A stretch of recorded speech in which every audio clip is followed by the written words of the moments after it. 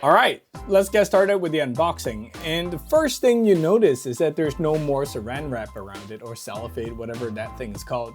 And in fact, if you look at it, the unboxing experience seems very DJI. But the funny thing is, and actually let me show you. This is my brand new DJI Action 4.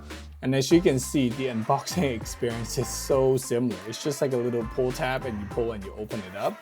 It's funny because I think DJI, when they first came out, the unboxing experience is to imitate the iPhone experience. But now I guess it came full circle where the iPhone is now imitating the DJI unboxing experience. Either way, it's more eco-friendly. Why not? All right, here we go. A little bit nervous. Slice. Second seal.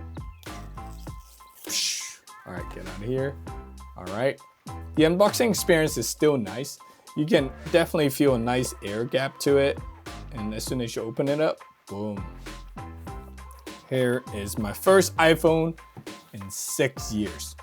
Wow. Whoa. This is nice, guys. Look at this. This is a beautiful, beautiful phone. I'm loving the blue. I checked out the natural titanium. It seemed to look better in video, and in person, it just looked like the silver phone, like any other silver phone. But look at this blue.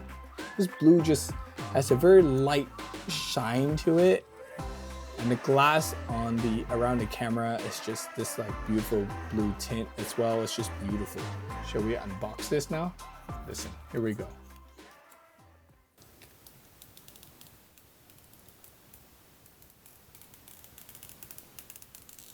Nice to get that sizzle. Oh, what else is in the box? You get a white, beautiful braided USB-C to USB-C cable.